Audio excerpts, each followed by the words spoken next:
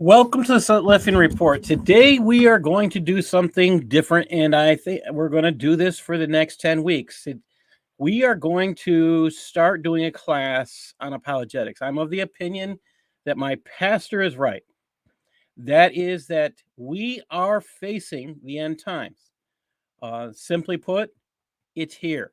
The end times is here. How long we have left, I can't tell. So are we ready for the end times? And my answer is, I don't know how long we have left. How long? And that's important to think about. So, as this is a Christian show, I will start with a reading from Matthew today. This comes from Matthew 5:21-26. You have heard that it was said of them of old, you shall not kill, and whoever shall kill shall be in danger of the judgment. But I say unto you that whosoever is angry with his brother without a cause shall be in danger of the judgment. And whosoever shall say to his brother, Raka, shall be in danger of the council. But whosoever shall say, you fool, shall be in danger of hellfire. Therefore, if you bring your gift to the altar, and there remember that your brother has aught against you, leave there your gift before the altar, and go your way. First be reconciled to your brother, and then come and offer your gift. Agree with your adversary quickly, while you are in the way with him, lest any time the adversary deliver you to the judge, and the judge deliver you to the officer, and you be cast into prison. Verily I say unto you, you shall be by no means come out from there till you have paid the uttermost. Verse 21 starts out not as a reference to the sixth commandment, but as a reference to what God said to Noah after the flood was over. Genesis 9:6. Whosoever sheds man's blood, by man shall his blood be shed, for in the image of God made he man. Jesus then adds to this statement, it is a statement that he has authority. It is a statement that he is God. The 5 words that told Jesus Jesus was God here are, but I say unto you. Jesus is saying he's God. This is a statement that Deuteronomy 18:19 had been fulfilled. That said, I will raise them up a prophet from among their brethren, like unto you, and will put my words in his mouth, and he shall speak unto them that I shall command him. And it shall come to pass that whosoever will not listen to my words, which he shall speak in my name, will I require of him. His command, his statement. There's a lot here. I just want you to think about a lot of this is one incredible statement. Now, there are families out there. My family is not out of this, and I would like for it to be out of that. But there are families out there that have hatred from brothers and sisters amongst, and I'm just going to tell you, put aside the hatred. Go to your brothers and sisters, your daughters, your sons. Try to make that connection. It's not an easy thing to do. I love my son and my daughter, and I'll be honest, I want that connection, but it's not an easy thing for them to come to me, and I don't. I love them, but it's not always an easy thing. Strive to have your family love each other. It's not always an easy thing. And with that said, I'm going to start sharing one of the most important things I've ever taught, and I've taught it for over a period of years. So I'm just going to put this up. Actually, let's make this like this for now. And we'll see if I have to go big. All right. So I wanted to start this for, it's going to be about 10 weeks that I'm going to be doing this. This is part 1 today. Apologetics 101. Again, my pastor has said that these are the end times. We don't know how much longer we have left. And the more I think about it, the more I'm seeing things with Russia, and the more I'm seeing things with Turkey. Turkey's doing strange stuff now. And if you haven't seen that, Turkey's now kicking out the Muslim Brotherhood. They have been arresting the Muslim Brotherhood. And what's interesting with that is Erdogan has been considered the head of the Muslim Brotherhood for a while. They have had Muslim Brotherhood here in this country bowing to him when he visits the United States. So how close are we to the end? With that said, I think we need to get armed. We need to be built up and ready. What does that mean? We need to be ready to share the gospel whenever we get a chance. We need to have the knowledge of how to do that. So this class, Apologetics 101, that I put together is based entirely on reaching out to the lost.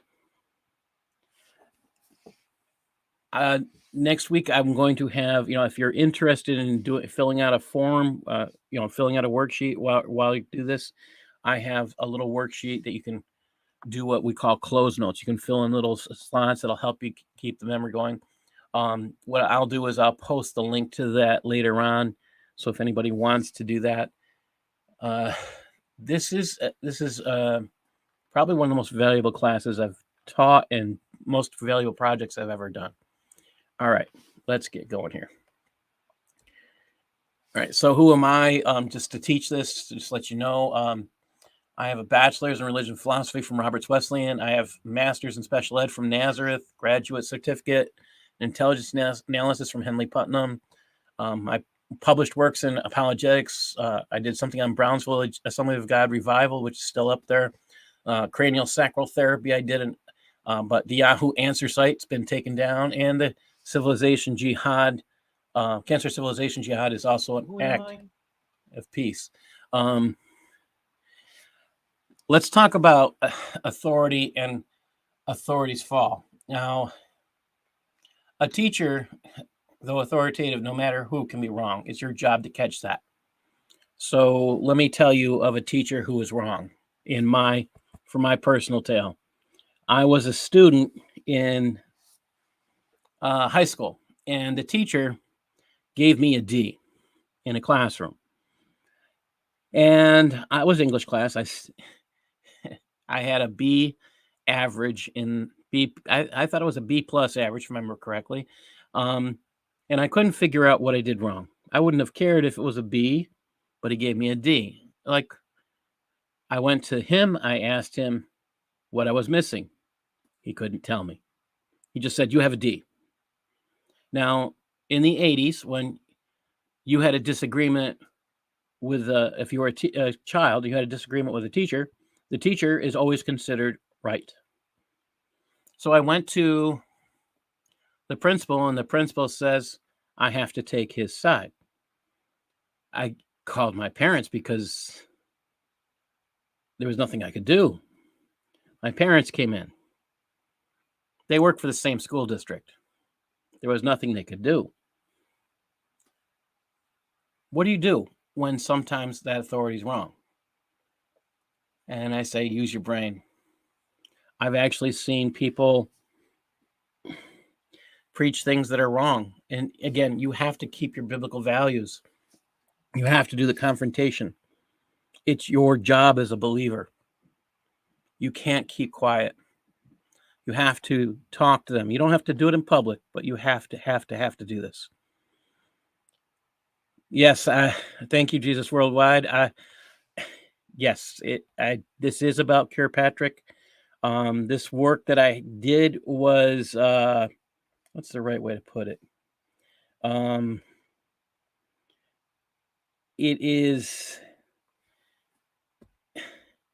It's not exactly, it was an expose of questions that were written, that were basically posed by the Brownsville Assembly of God themselves. And I examined their response to Brownsville Assembly. Brownsville it was the Pensacola News Journal that wrote the article. They wrote about 40 news pages on this organization. So that's where my my piece comes from. And they loved it. Pensacola News Journal loved it, but they couldn't publish it. And it's still out there. And if anybody wants that link, I'll go back one more time. See if I can. Yeah, I have to go forward. Sorry about that. Okay. I want to start out with the importance of logic. And so why do you think, does anybody want to comment on why logic is important? What do you think? Why do you think logic is important? Looking for anybody's thoughts. Why do you think logic is important? Hearing crickets for a change. It's usually a little bit more people here. And I think maybe that's because I decided today wouldn't be news. I don't know. Doing something different. All right. Okay. So let's get into this. Logic is the study of reasoning. It determines what is truth. Logic is universally applied and taught, and often through math classes. But hear what I say. Taught often through math classes. In New York State, we no longer teach logic. This is problematic. Children don't learn logic in math. You know where they learn logic? The principles of and or. They learn it in social studies. You want to know why? Because they can't pass a test if they don't know the difference between and or. They can't pass the social studies exam. They have to know the difference between and or. God forbid we teach them but if and then, and if and only if means, and anything else with logic you can think about.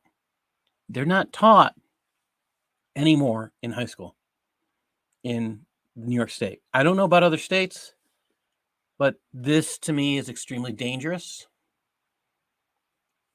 Keep in mind, New York State is a lib state, and this helps people to not find God, in my opinion.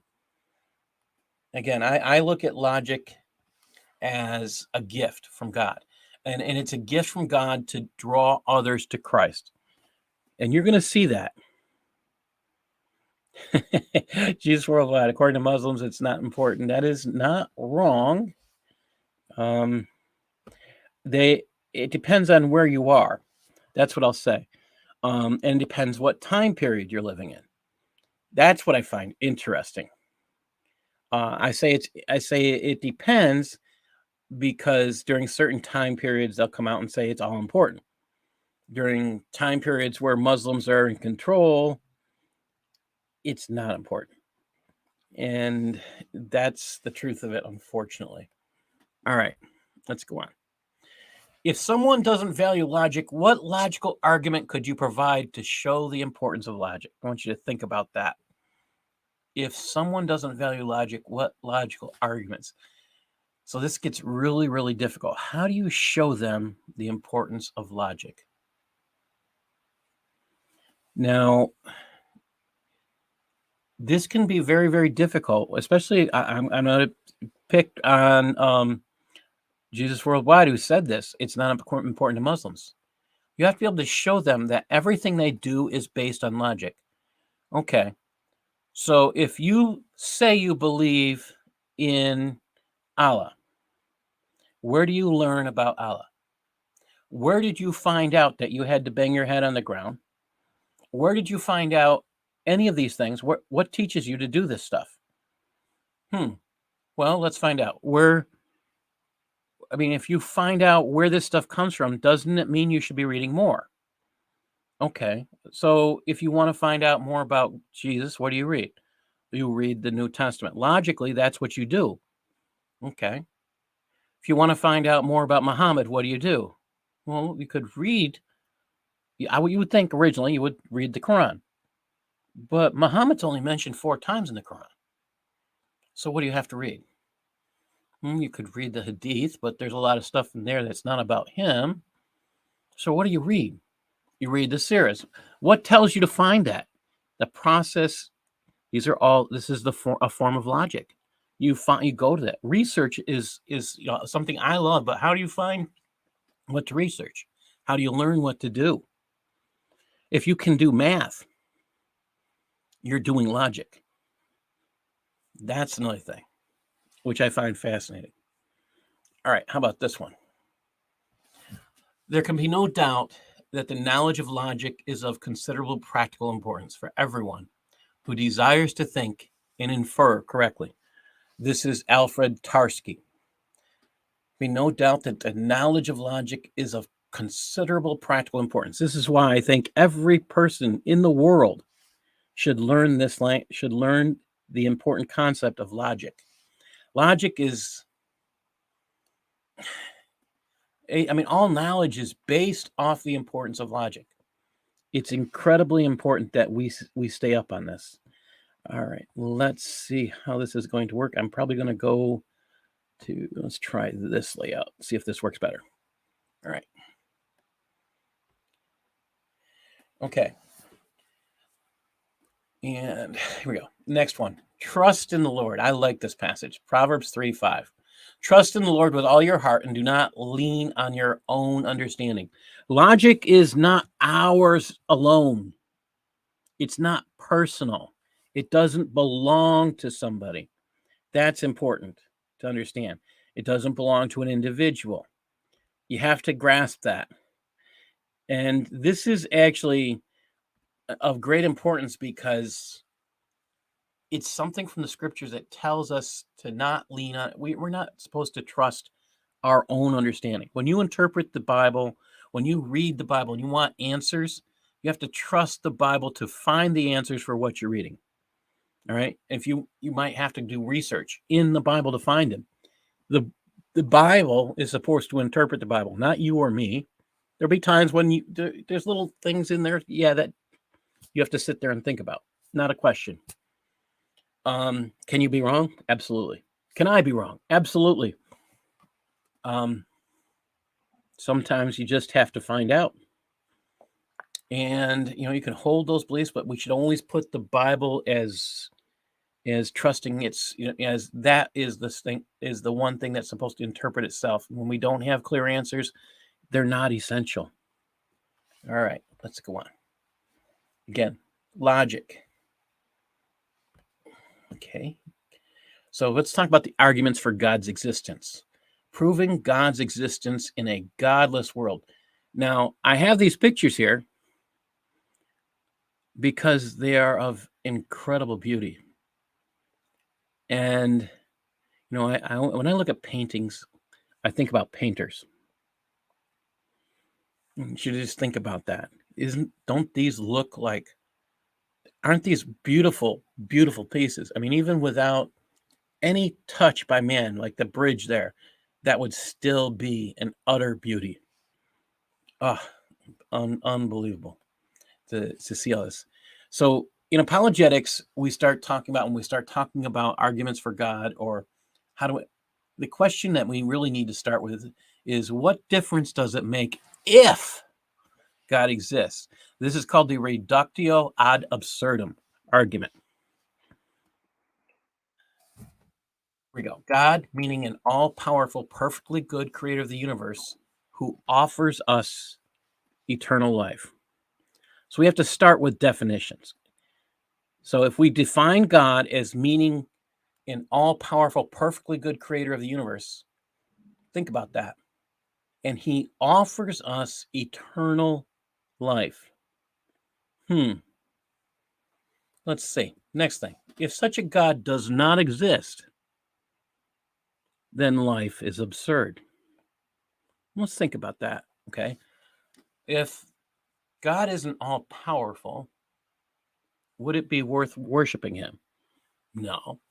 If God isn't perfectly good, would he be worth worshiping? No. If he isn't the creator of the universe, I'm not worshiping him. Not worth my time. He offers us eternal life. There has to be something more. Wow. So following those rules, if such a God does not exist, then life is absurd. Yeah. You can't trust anything. That's the sad part. Okay. If God does not exist, life has no meaning, value, or purpose. Think about that. If there's no God that's all powerful, that's perfectly good, that's not the creator of the universe, and there's no God who's offering us eternal life, where do you get the meaning for your own existence? Where do you get the value? I have yet to find that with atheists. They kind of believe there's meaning, but they can't explain that meaning. And that's kind of scary. Now think about that. What am I talking about with meaning? Why something matters. Value. Value has to do with good and evil, right and wrong. And the next week, we're going to talk about the problem of evil. I think you'll be shocked. Why does something matter? If God doesn't exist, life has no, does life matter? Think about that. And if we substitute for value, how do we determine what's good and what's right, and what's good and evil and right and wrong, if there is no such God that is all powerful and perfectly good? This is again, these are logical arguments. And with atheists, sometimes you can sit down, you can have these discussions. You don't need all these points. Your job as a Christian is to plant seeds. We get to knock on the door for God, being God's man in that point, or woman at that point, to share the word of God, and using some of these things to provoke them to think. 99% of the time, I think people do not process what they're saying when they hold these points of view that God isn't real. Real, okay. So if God isn't real, what does that mean?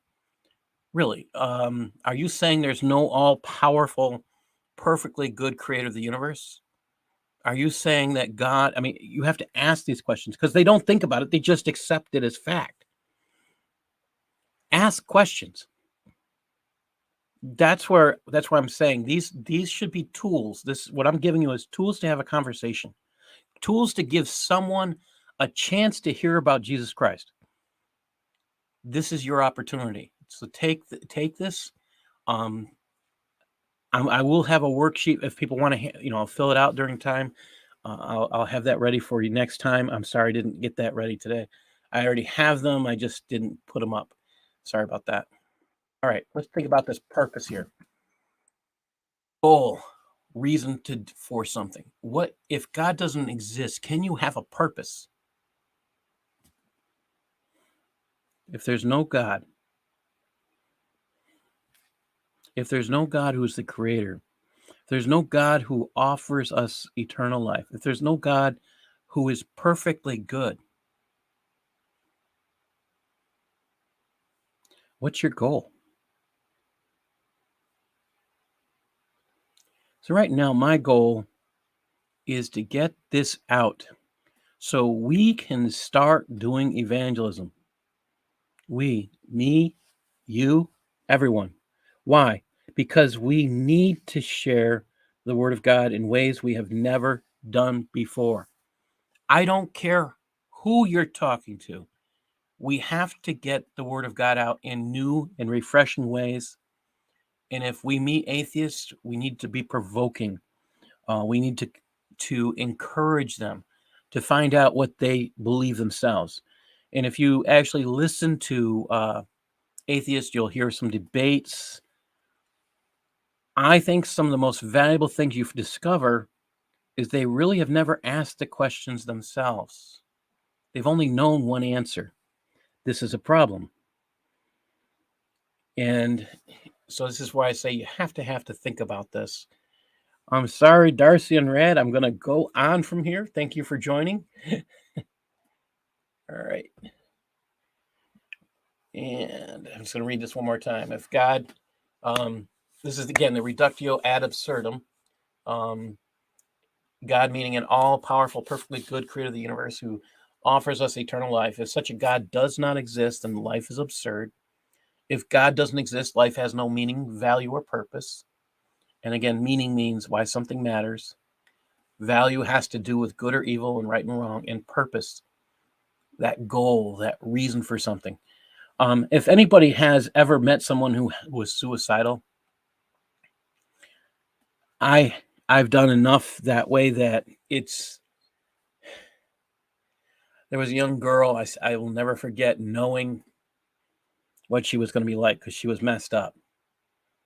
And I remember telling the kid who was the youth pastor, he was a fellow student with me, but he was just a few years younger, telling what she was going to be like before we got to the hospital to meet her. I said, she is not going to be able to see tomorrow is real. And if it's really bad, she won't be able to see the next hour as real. If we get lucky, she won't be able to see the next minute as real. To her, God didn't exist. There was no meaning. There was no value. There was no purpose for her existence. We have to beat that. We have to provoke these questions to get people to think. God has to exist for us to have that. So this is, again, my purpose is, these are all evangelism tools that what I'm giving.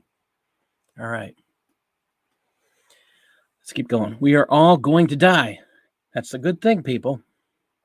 We have no hope of immorality if God does not exist.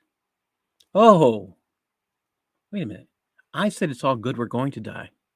Why? For me to live is Christ, but to die is gain.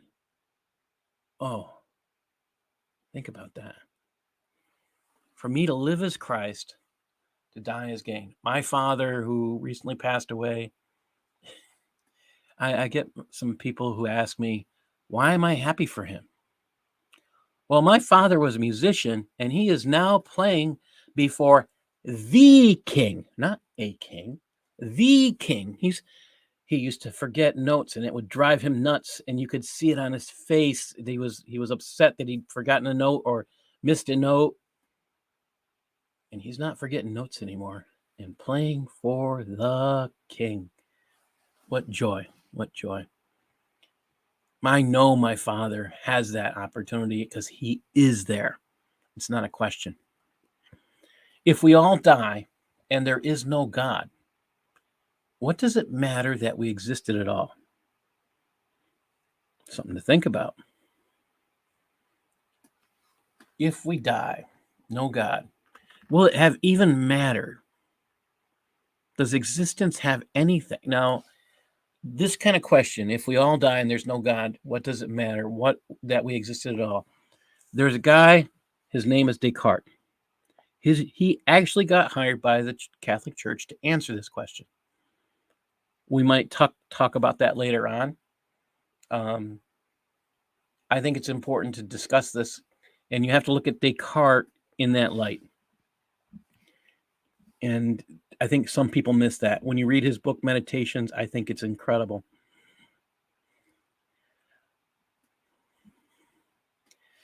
Okay, let's keep going here. Get back to the page here. Okay, man needs more than immorality for life to have meaning. Does that make sense to you? It should. When man has meaning, for me, I'll just say right now, I was just talking to Sharon earlier how I love my job now. I have more meaning in my life. I love teaching. I love doing different things. Now, I say I love teaching. I'm not back full time. I'm not. The concept of teaching doesn't matter what you teach.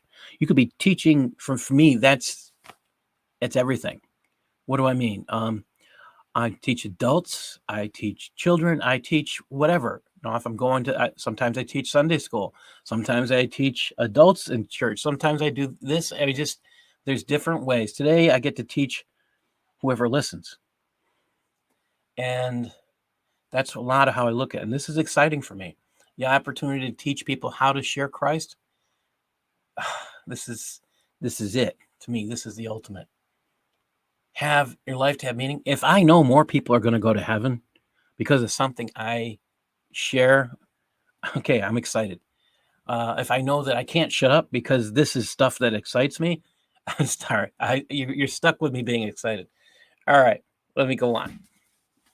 If life ends at the grave, then it makes no difference if you live life like a saint or as a sinner. You will run into people like this. They'll ask that question. Why should I be good? Doesn't make any difference. There's no God. Okay, let's think about that. So, is it okay if somebody walks up and kills you right now? Would that be okay? And the person be like, what? I had this conversation on the street. You're okay since there's no God, you're okay with someone just walking up. It's okay. Everybody can do what they want. That's what you're saying, right? There's no morality. What do you mean someone can just come up and, well, if there's no God, there's no morality.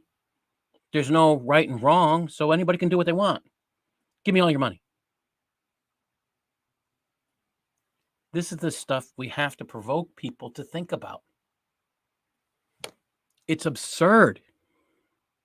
That is the point of this argument. It is totally absurd.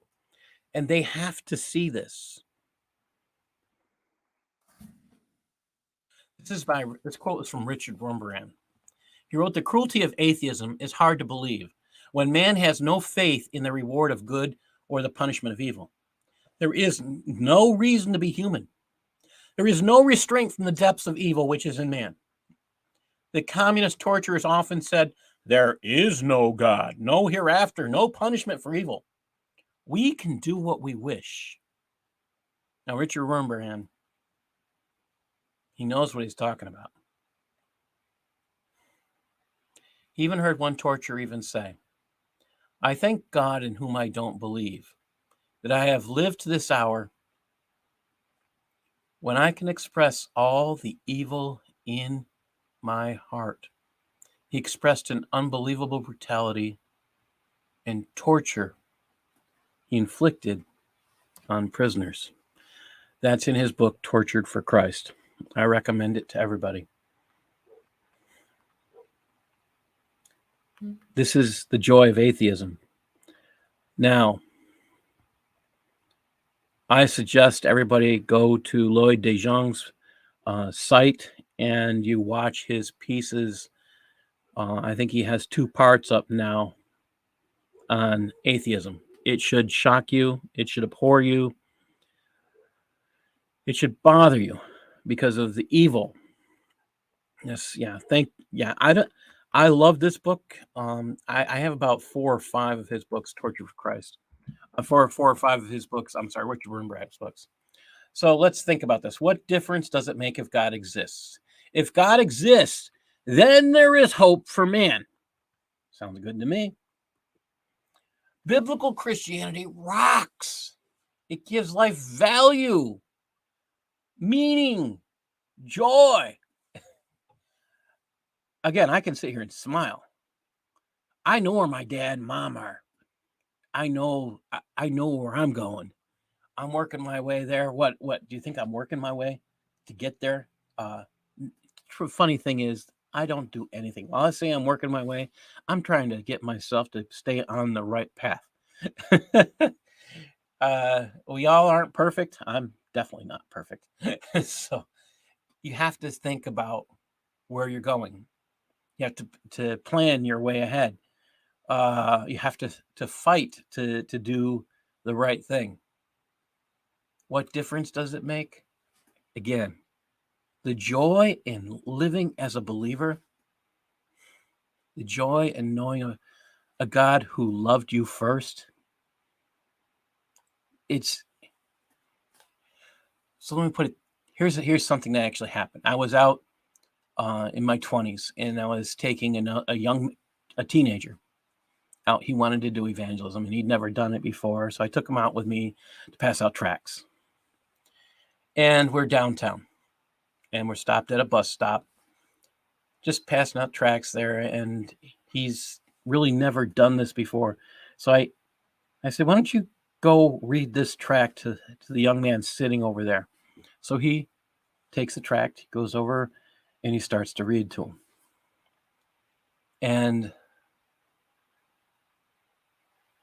the guy who's sitting down and he's reading to it, he gets all excited. He says, I've been waiting for you all day.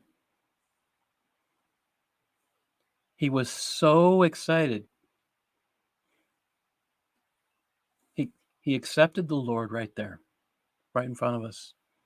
That was exciting. I can't even communicate the joy I felt just being there, being part of it. Then something else happened. He asked us what church to go to. We told him it didn't matter. He was like, what do you mean it doesn't matter? He says, you just have to find a church where you can fellowship with God. It doesn't matter which church we go to. The point is, you need to find a church that teaches the Bible. Okay? We gave him a couple churches that we knew of in the area. He was excited.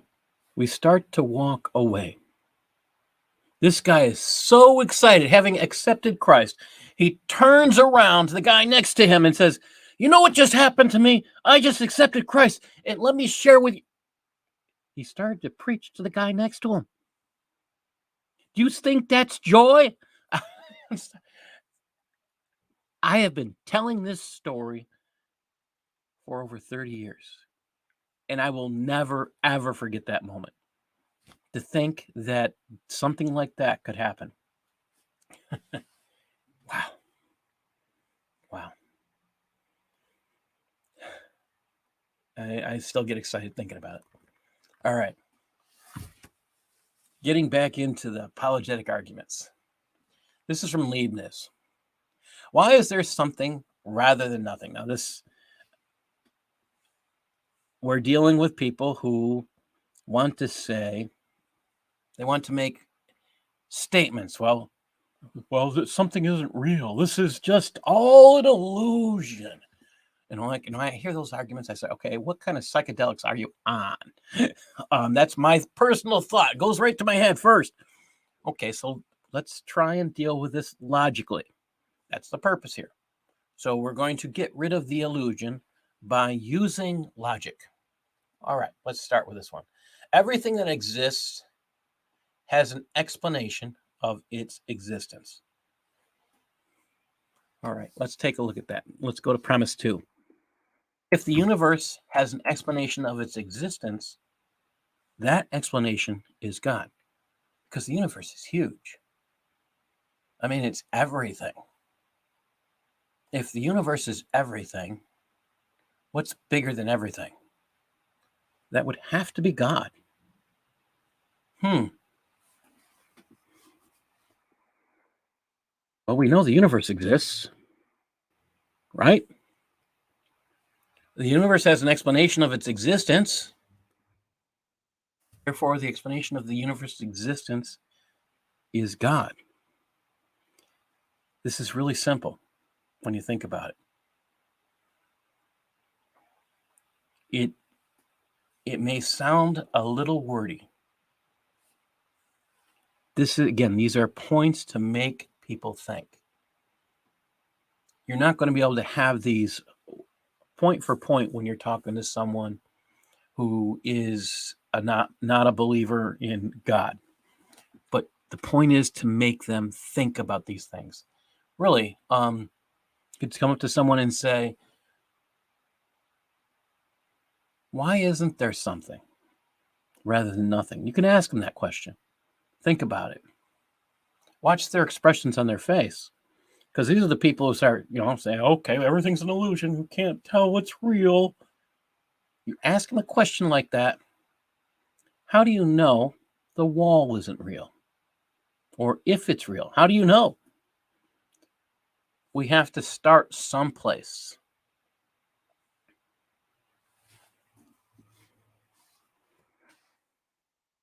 All right. So here's some of the problems and answers with Leibniz. Because the atheist will be prepared for some of these. Because they've taken this basic class in philosophy. Usually that's all they've taken. Philosophy 101. And they catch you'll get a crummy teacher and they'll get it wrong. Premise 1. If everything that exists has an explanation, then God must have an explanation. Wait a minute. Do you know what the meaning of God is my question on that one. Let's think about that. The believers say that God is his own explanation for being. The buck stops there. Yeah. That's the answer. The atheists say, but why does the buck stop there? Why not stop with the universe? The universe is a thing. God is a person. He is personal. He is loving.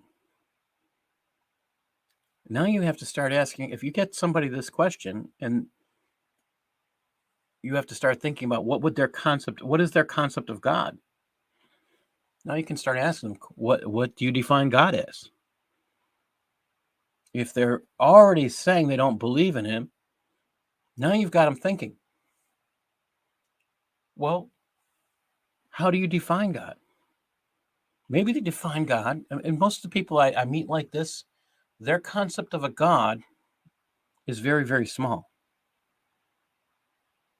He's one of those ones you can put in a box, take them out, and put them back again.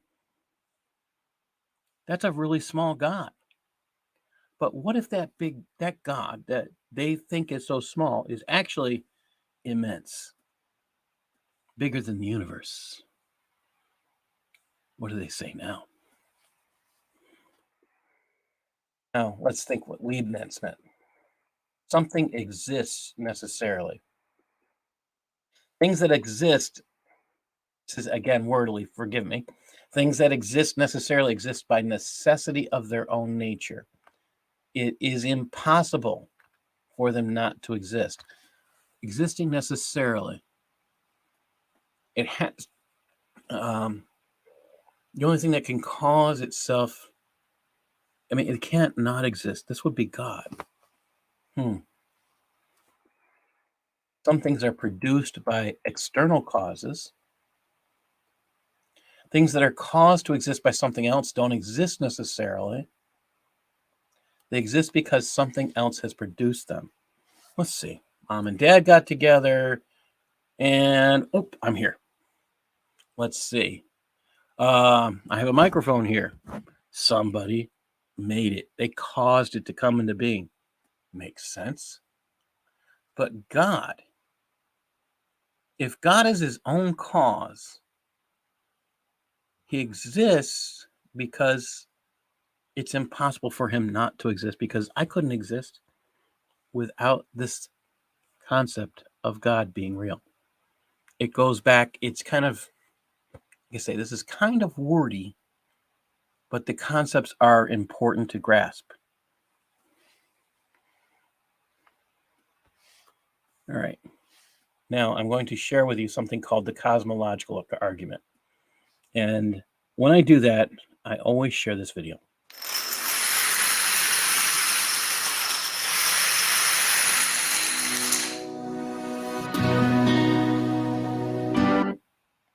Oops, sorry.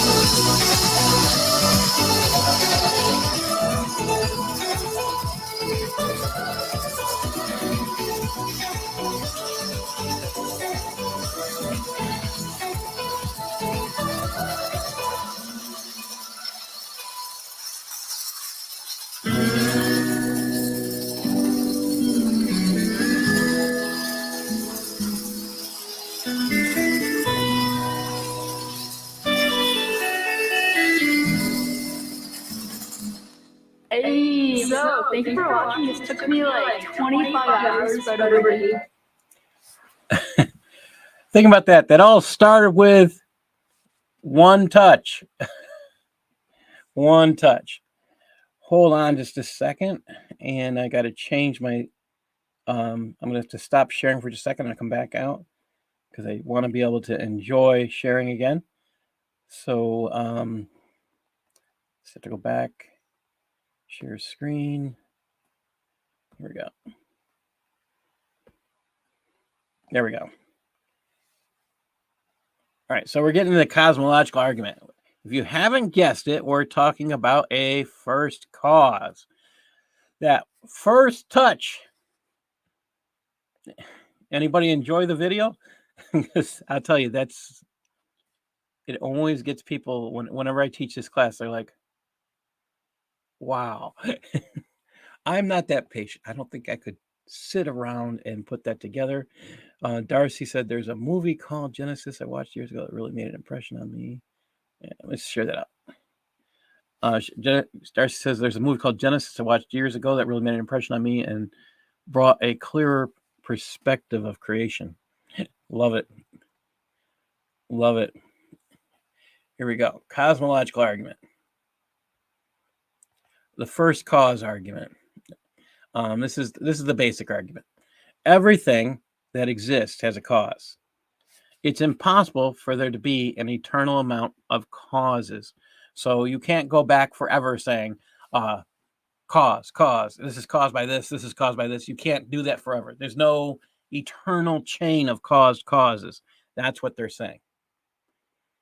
There must be a first cause of all that exists, which is the universe. that is self-causal. So if the universe has a cause, it has to be self-caused because you have to have an end. This is logical. There has to be a beginning. Again, this is logic. It's one of the reasons why I think logic should be taught everywhere. That cause that causes itself to exist, we call God, who freely chose to create the universe. Oh, so we're talking about, again, remember, God loved us first. Okay? He freely chose to create the universe. He gave us this love freely. And think about that. Everything comes back to him. It's just like that first domino. Okay, the dominoes were there. Who put them up? They didn't magically appear. Somebody pushed that first domino that fell. You know, it just happened to be the creator of the person who put them all together. Think about it. All right. Again, what does this tell us about God? I mean, it tells us we have a loving God, a God who loved us first. That, to me, anybody else want to comment on that? It shows me that it's not only someone who pushed the dominoes, but someone who perfectly aligned them to make a specific structure to look in a certain way. And Yeah. not like, for example, how we can misalign one domino and it ends in the middle, but everyone is after the other. Yeah, I would be the one who does something wrong. I was to do To that. point that out. That's me. I mean, that's where I Right look at the at. beginning of it too. Oh yeah, and I would. Oh gosh, I would be the one to get like halfway through if I got that far, and everything goes wrong from that point. This again, we have a creator who designs things perfectly. That's why you are important. Think about that. Your God designed you perfectly. Our God, this wonderful God that we serve, he cares about you. He made you perfect. And that's something to think about. I have my own issues, but it's God who made me. I have epilepsy. I have diabetes, but still God made me. He made me this way for a purpose. That's the thing to think about. This is why we went through this argument, absurdum. We did that first for a reason. It's absurd if God doesn't exist. Now we're talking about how you can prove God exists. Oh, you start with that argument for an absurdum, and you go here. It's a little powerful. Let's keep going. The historical. Yet Plato, he has an argument for motion. I'm just going to go through these a little quick. It kind of repeats, so forgive me. All things do become, have become, and will become, some by nature, some by art, and some by chance. This is his argument. Okay. He says some things are in motion and others are at rest. Those things that move are in place, and those things that are at rest are in place. Some things in motion, others at rest. Don't we teach this in physics? Those things that move are in a place, and those things that are at rest are in a place. Again, we teach this in physics. Do we discuss it? Believe it? We do. Those first two premises are taught every year in your basic physics class. Premise 3. It's possible those things that change, the other can be changed also. Oh, another thing we teach in basic physics class. Premise 4. That which can be moved by another can never be the beginning of change. So everything we normally teach in physics, this last part never gets taught. Think about that. They teach 1, 2, 3 every year in introductory physics in every high school all the way across America. Probably in Canada, many places, But You know, they it's never even talk about that.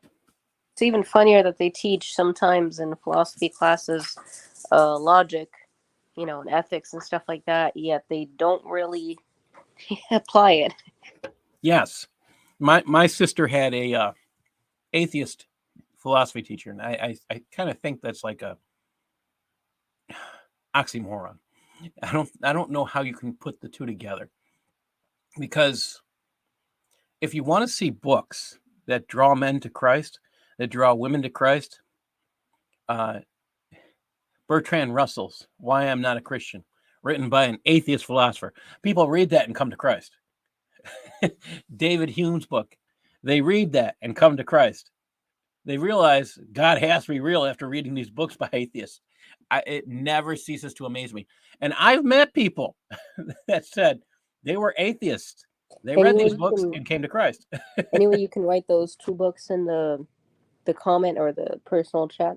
So this is I already came Bertrand. to Christ, but I just want to read it as reference. Yeah, Bertrand Russell. Why I'm Not a Christian. And I do not remember the name of I can't think of the other one now. David Hume. David Hume, I can't think of his book. But you look up David Hume, he's another atheist philosopher. People read those books and they come to Christ. It never ceases to amaze me. Yeah, thank you, Leah. These No worries.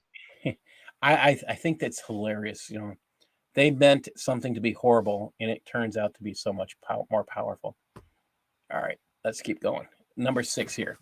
That which moves itself is capable of changing others is the beginning of all change.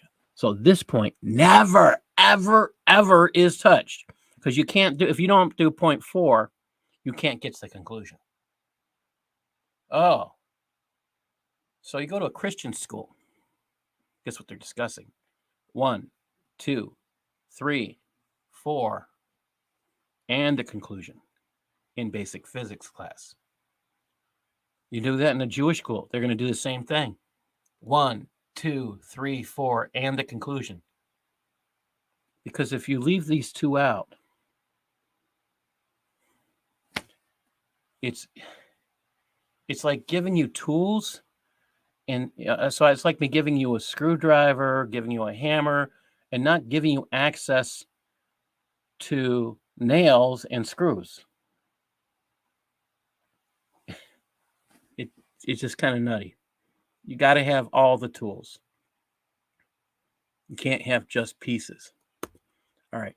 St. Augustine, he said this: when we see a footprint, we conclude that an animal whose footprint this is has passed by. And when we see smoke, we know there's a fire beneath. When we hear the voice of a living man, we think of the feeling in his mind. Think about that. But who should we be thinking of? St. Thomas had this argument called the motion argument. It's certain and evident some things are in motion. So this is going to sound similar to Plato's argument. Motion is a thing's movement in its potency towards that which is in motion. A thing that moves is an act. Again, these are going to be somewhat repetitious. Forgive me. A motion is nothing else than the reduction of something from potency to act. Again, you're hearing these same principles. Does it sound like they're stealing from each other? Probably. Premise 2. It's not possible that the same thing should be at once both action and potency. Again, this is basic physics. Whatever is in motion now was put into motion by another. Taught in every physics class. There can be no infinite regress of mover in motion. Wait a minute. That is taught in college physics. It's called the third law of thermodynamics. Oh, you have to wait to college to learn that? Sad. Yeah, it's shocking that, like, you don't know why they're not teaching it in high school. Well, Really what bothers weird. me, I was just saying earlier, is they don't teach logic in college and high school anymore. They've deleted it from the math curriculum, at least in New York State. I have serious issues with this. We have kids who can't have a good discussion. They can't debate, and I think that's part of the reasons why they're killing each other. They don't know how to come to conclusions without the assistance of adults or others who understand basic logic, and that's problematic. Again, the conclusion here is there must be something which in itself is moved and is capable of moving others, which we understand to be God. All right. And this is the necessary being. I'm going to skip through this one. All right. Criticism. Okay, we get Hume. Again, we're talking about the same thing. All these causations and effects are merely coinciding events. They merely coexist, neither causing the other. Wait a minute. Think about that. Coincidence. You ever hear someone say there's no such thing as coincidences? Let's see. You watch most shows that have to do with forensics. No such thing as coincidences. They'll say it all the time. NCIS, that's one of their favorite saying. There's no such thing as a coincidence. You watch detective stories. There's no such thing as coincidence. Why do they say that? Because 99.99999% of the time, that's the truth. Does it happen? I would say by design. So is it a coincidence? Merely coexist, neither causing the other. So if God was to coexist, really, could God coexist outside? That'd be a very boring God. First of all, he couldn't love us first if he just coexisted and had no care. There's actually something that out there called process theism. I had a friend, he was all into process theism. God created us and then just sat back and he's doing nothing. He's just watching everything. I'm like, how can you hold that belief? I listened to this belief and I was like, wait a minute. God is real. He does things. So in college, he was going through the classes with me. And I talked to a professor and like, what can you do to get this guy wake up? He says, I have a plan. He grabbed this guy and took him on a mission trip. He came back. You know how I used to be a process theist? Oh, no more. I've seen God act. I've seen this. He starts talking about all these things he saw. Like his eyes are bugging out of his head. Yeah, there's no such thing. He says that is just imaginary. God is real. Oh. When you meet people, again, some things will make you laugh. If you had seen this gentleman earlier in life and seen the change in his life from one mission trip, wow. And he's, I asked the professor about that. You took somebody you knew who really wasn't a believer. He says, I do that every year. I'm like, wow, why? He said, some people just need to see God act. I would never have thought of that. Here's another argument against causation. What about the possibility of a plurality of first causes, which is polytheism? Let's think about that. Can you have several first causes? Well, that doesn't work because if there's more than one, this would call for an infinite regress of causes. So it doesn't work. Think about it. It doesn't work. It just doesn't work. Today, they are going to use the concept of parallel worlds and stuff like that for an explanation. Again, that creates an infinite regress, and that goes against the laws of logic. Then we have Anselm's ontological argument, study of existing, study of being.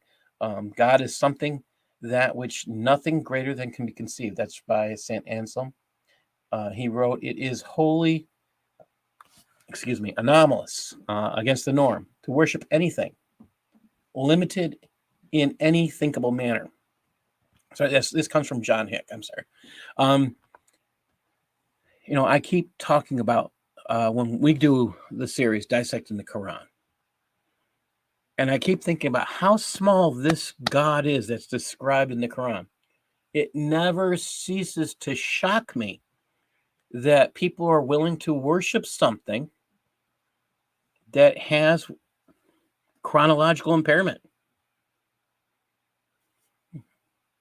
I mean, if he can't tell what comes first, he can't tell which prophet came first. He can't tell. You gotta sit there and like, wait a minute. If he can't get things in order and he's supposed to be God, we have a problem here. He's little bitty tiny thing. He can't get things, that simple thing, right?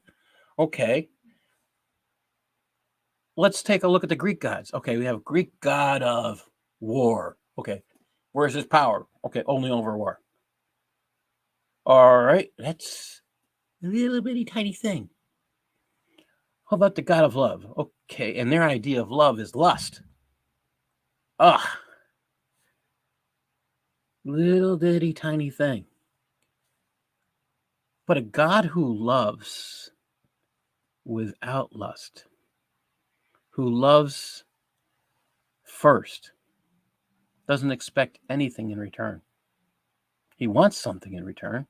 He wants our love. He's not asking for anything. He did it because he gave his life for us because he loved us. Whoa. Is that worth worshiping? To me, it is. These little things are just not worth it. So does anybody have a problem with the cosmological argument that they can think of? Wow. It was funny because the first time I put this question up, I had people sit there stunned. Like, wait a minute. It's all based on logic. How can we have a problem with it? And I'm always wondering if we'll get somebody to discuss that. And the idea is that I want you to think about, can you use these arguments that I presented today? Can you use them to teach others about Christ? Can you use the concepts to reach out and say, hey, Jesus is real? Anybody got an answer? Can you do that? All right. I guess we'll go on. I didn't think we'd finish this as fast. All right. I'm getting better at this. Okay. Big Bang Theory. Here we go. The universe was created from a huge accidental explosion. You've heard of the Big Bang Theory show. And most of us have heard of the concept of the Big Bang Theory. And I always laugh when I hear people say, oh, yeah, the Big Bang, there's no God that comes along with that. Okay, let's think about the guy who wrote this. Okay, person who proposed this theory is Lamotte. I cannot say his name correctly in French. Lamotte, I think is correct pronunciation, in 1931. Said it started as the result of an explosion of the primeval atom. Oh, wait a minute. We have a problem here. For all those people who are saying there's no such thing as God, there's no such thing as a first cause, they left something out: the creation of the first atom. Dragon, I know that one. It depends on who you talk to, and most of the people I talk to don't know this part. They don't know that the theory was based on the creation of the first atom. So if we're going to use the argument of Big Bang Theory, I accept it. And they look at you funny when you say that. I accept it. It works for me, the creation of the first atom. Wait a minute. They look, what do you mean creation? Well, that's what the guy said when he created it. The explosion comes from the prime. But primeval means it was created. It didn't just, it had to come from someplace. It had to exist. What? Yeah. When you talk to atheists, again, I love this. Dragon's pulling out the important points. Again, theories. I love this. And this is where my students will go nuts when I'm teaching classes on science. Dragon has pulled out the all-important, most important thing. Big Bang Theory is just a theory. It's not a fact. I love this. You would not believe how many times my students say, yes, Mr. Sutliff, a theory does not have to be a fact. It can be, but it is not a fact. It can be. So theories are just ideas. Oh,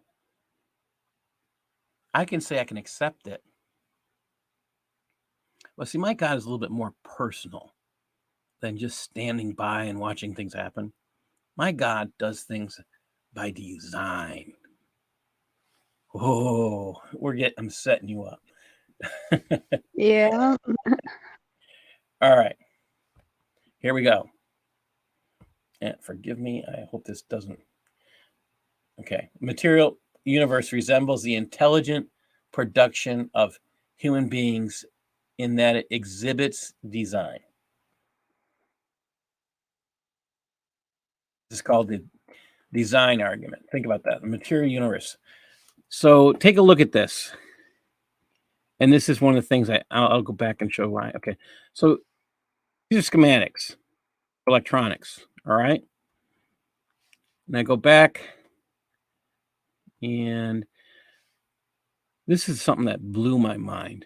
I started looking at this. Look at this design. This is just a leaf. You have the you have the cuticle, the upper epidermis, xylem, phylum, all these things perfectly put into place. Think about it. Design in any human artifact is the effect of having been made by an intelligent being. Do you agree with that?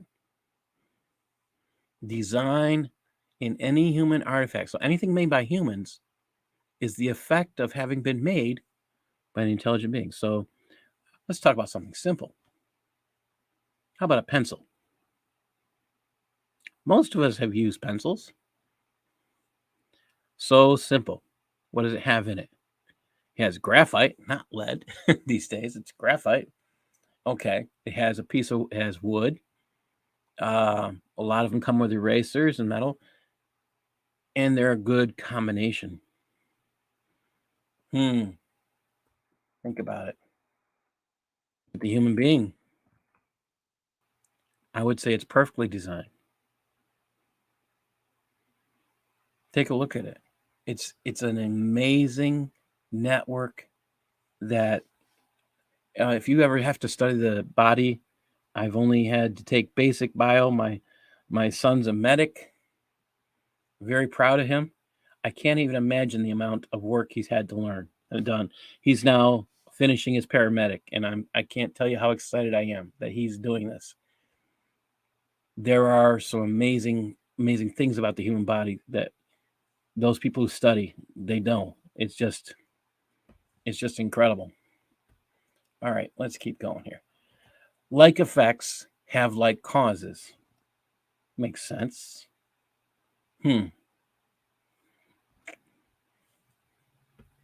Okay. Design in the material universe is the effect of having been made by an intelligent creator. Let's think about that.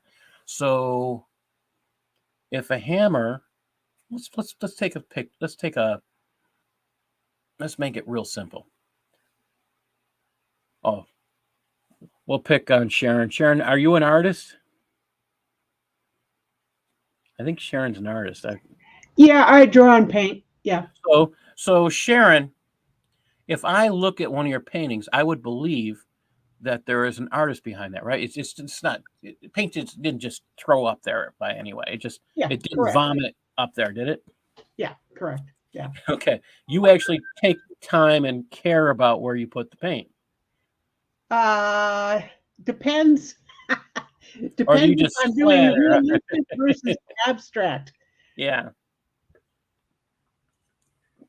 Yeah, that's true. I have to say that I have seen even with abstract, I still Well, see some care in how it's done. I'm going to tell you the truth. I'm not a fan of abstract. To me, you can throw paint anywhere. But I am more of a realist, and because I do love drawing portraits. Oh wow. So that's my forte. But I do like scenes. I Yeah. do. It's I like nature scenes. Those are my favorite things. Yeah. So let's pick on Mona Lisa or something else we know that's beautiful out there. I can actually like Picasso. So you look at those things, you know that they show a creator. So take a look at a sunset. They are things of beauty. And I wish I'd put one in here, but to me,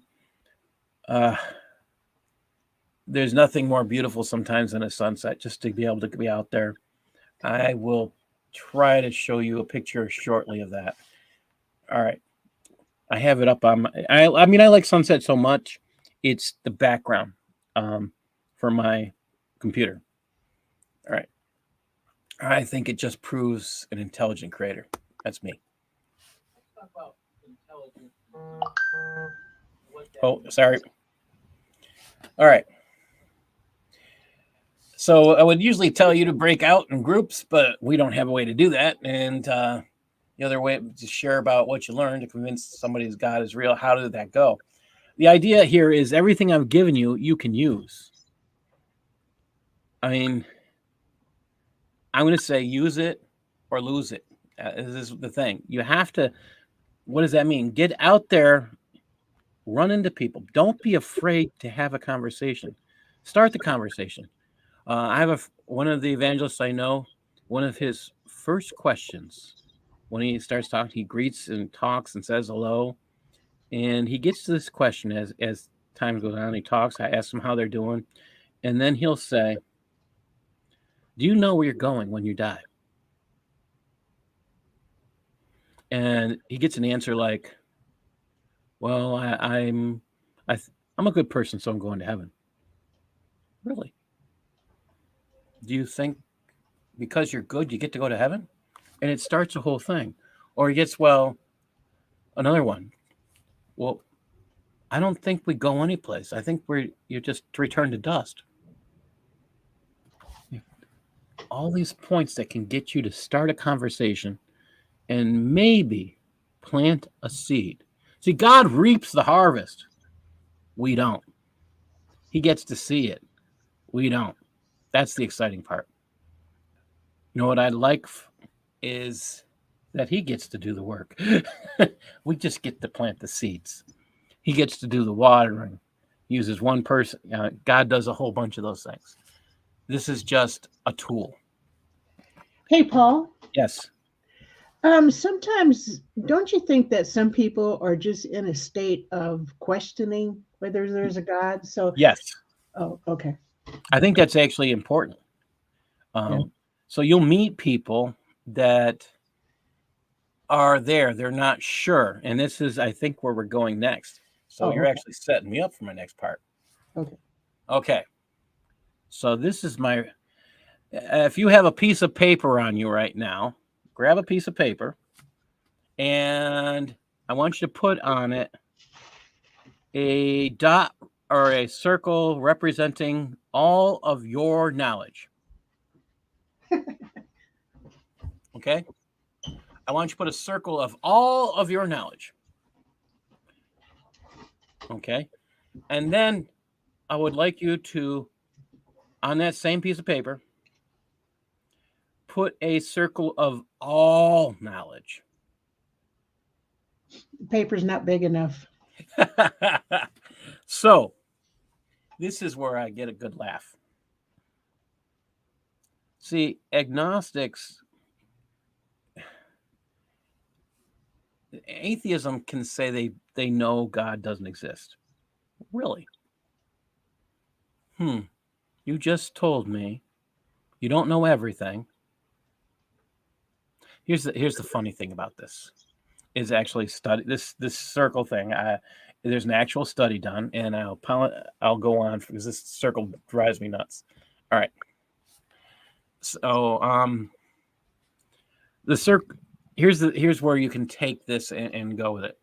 So I've met people who, in the study, the study shows that people who have a elementary school or they draw a larger circle. People who have a high school diploma draw a smaller circle.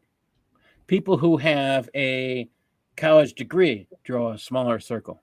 People who have a doctorate put a dot about their knowledge. You'd expect the circle to get bigger, wouldn't you? But the truth is, the people who know more know there's a whole lot more out there that they don't know. And that's that. When I read that the first time about that study, I just sat there and laughed because it makes sense to me. But this is the stuff that, it makes you think. And we'll see how this is going faster than I thought. I didn't expect to get this far. This would normally be the end of my first class. And I am getting a weather alert, believe it or not, which should be a thunderstorm if that's what they're talking about. I just got to check. And that's just weird. It's not working. All right, let's keep going. Let's see what we can start. Oh, I don't know if we want to do this. Yeah, I think we can start it. Looks kind of mean, doesn't it? Let's see how far we get. Yeah, you know what? I'll say that for next time. Next time I want to do the problem of evil. And the problem of evil, which I think is funny, people will use the problem of evil for an argument against God. So I've sat in philosophy classes and listened to this taught. I had one of the world's best teachers. And I brag about him. And you don't hear very many people brag about the professors. I had Dr. David Basinger. And a lot of how he taught is reflected in how I teach. I hope I can be that good. He was in many ways an inspiration to even my loving teaching as well. He loved what he did. You could see it in his face. And one thing he did that drove us all nuts at Roberts Wesleyan is he would never tell you what he believed. He would always make you think things out. That's something to think about. As a kid, and how you have to sit there and work things out in your own head. And that's not always an easy thing when you're 18, 17, 19. Your brain isn't fully developed to handle some of these concepts. So you're sitting there, your brain is like busting, you're trying to think things through. I remember feeling like that. And, just going through just some of the stuff we talked about. How can we use this today? What I would tell people, you never know where God will put you. And I'm just going to stop sharing for a minute here. You never know how God will use you. That is by itself one of those incredible things. That's a good thing, not knowing how God will use you. Now, I do want to share what I meant about a picture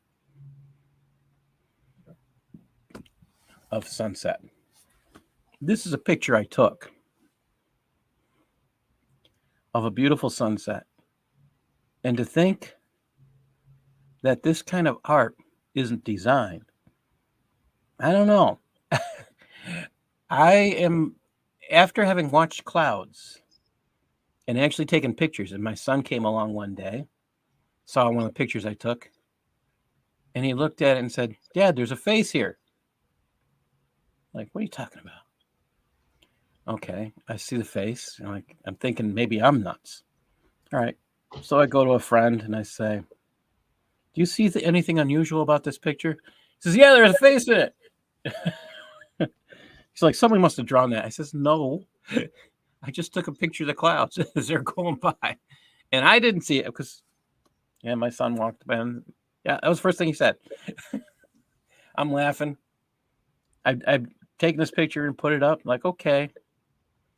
And when you see stuff, like, I more and more convinced of God, how he works, as he puts things together in ways that we can't imagine. This particular place, I will say, is the Ottawa River. And it's a place where I have many fond memories, and I would love to go back someday soon. But it is, again, to me, this beautiful, these beautiful sunsets are stuff that get me excited. I probably have about 30 pictures of sunsets, if not more. I love taking pictures of sunsets. God does amazing things. I think it's time for us to start stepping up because he does those amazing things. Who can we talk to? How can we reach out to someone we don't know? Sometimes I think it's just starting the conversation. Well, what does that mean? If you walk into a store and you shop, if you're like me, sometimes you're probably pretty quiet. You just go through the store and grab stuff and you put it in your cart and you keep going. What happens if you say hello? If you run into someone and find a way to start a conversation? Sometimes it's just that first time. Okay. The next time you have another conversation, you're saying hello, you get to know somebody a little bit better. Great. Get to know someone. Reach out, touch them through Christ by being caring. One of the most important things I ever heard of, which I talk about as much as I can, is the concept of friendship evangelism. Now, what does that mean? I have a friend, his name is Herb, and he did what we called Starbucks evangelism. So he would go to he'd always start, well, I was in Starbucks and I met so-and-so and he was having a bad day and I was listening to him. You know, he lost this particular guy. He lost his wife or something. And I just sat there and listened to him. When you think about that, that's not an easy thing for anybody to go through. And this guy didn't have anybody to talk to. And Herb just sat there and listened. And as he told the story, he started thinking about, how would you feel if you were alone? Would you want someone to just sit there and listen? Because that's all he did. In the end, the guy asked him questions. How did he know? How come Herb was so confident that he would be with Christ when he left? So he knew that about Herb before Herb even brought it up. He could see it on him. He knew. That's the interesting part. This person ends up going to church with Herb. He invited him. Now, I can't tell you how many Starbucks stories we all heard. Herb always taught it to us as friendship evangelism, being there. How many friends do you have in your neighborhood? How many associates do you have? Acquaintances do you have? How are you working on making them deeper? And I'll be honest, it's not an easy thing for me.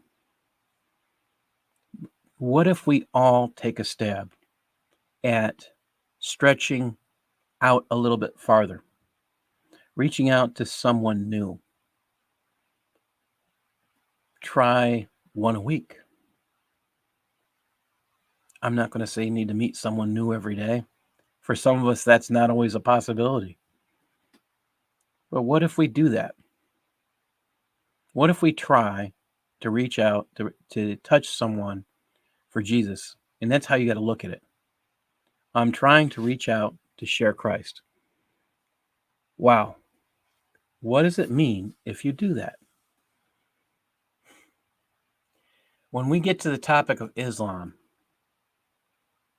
we're going to get to many topics in here. I think some will blow your mind. I have Jehovah's Witnesses in here we're going to talk about. I have Mormons we're going to talk about. I have a whole slew of things we can talk about. I have to change a lot of what I put in on Islam because of the more I have learned. And I'm trying to think about how I would change, because what's more important to me now. And going through, I credit Dr. Kufar Phobia for the series that we're doing, dissecting the Quran, for really changing how I've thought of Islam. I credit Lloyd DeJong for helping me think of things differently. Yeah, I look at Jesus as God, as perfection, as such an example of love. And then I always sit there and I marvel sometimes that this God loved me first. I am by no means perfect. I am by no means anything to brag about. I know that more than anyone. I can sit there and laugh because I know this God who loves me chose to love me first. And there's times I get frustrated.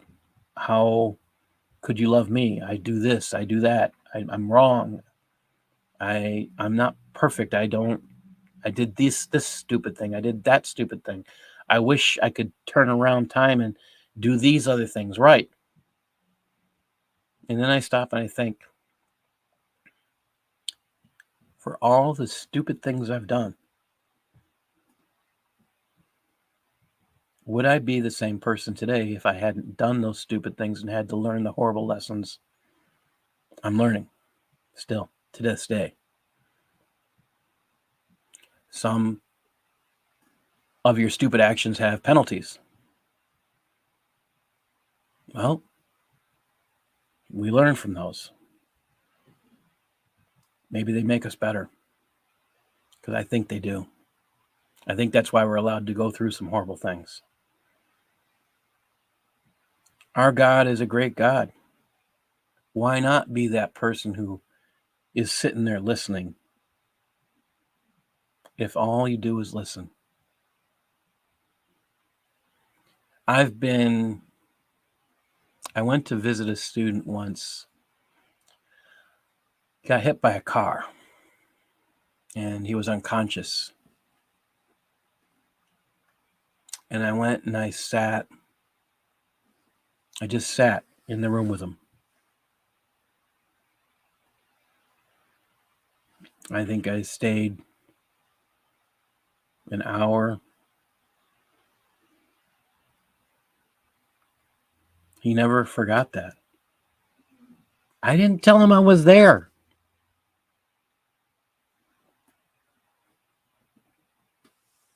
Now, this wasn't my best student. He wasn't my worst student.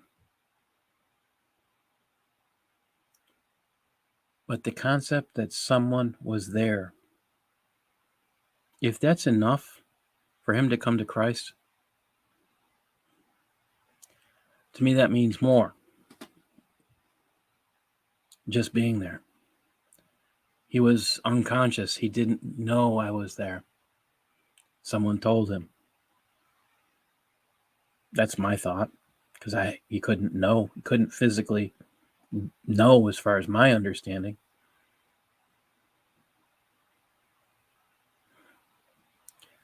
I have been in places where God has put people to protect people, members of my family. And I look at that as God acting and being there for me when I can't be. We serve a God that's bigger than we can imagine. These little gods of Islam, Buddha, all these other little gods that exist out there. They're little things. When a God loves you first, despite all your stupidity, ignorance, willful stupidity, and willful ignorance, desires for whatever you do wrong, what does that say about who we are? And all the more about who created us. That he would love us still.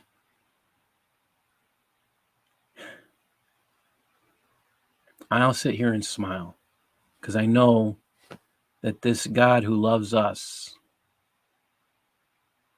loves beyond my own concept of imagination about how to love. Boy, am I thankful, because you wouldn't want me as a God. You would not want me. I'm not that good. God is that much greater. Thank you all for listening. I'm going to be doing this series till it's done, and my hope is that you can use these little tidbits as learning tools to share the gospel. God bless everybody. Thank you for joining us. Oh, Darcy and Sharon, did you have anything you want to say? No, not at this time. Thank you, though. Darcy? Yeah, I just have one question for all the atheists that might be listening. Mm-hmm.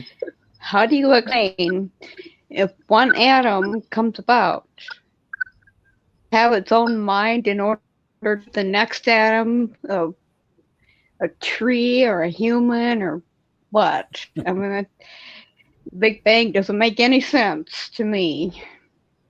Thanks, Paul. God bless. Have a good night, everybody.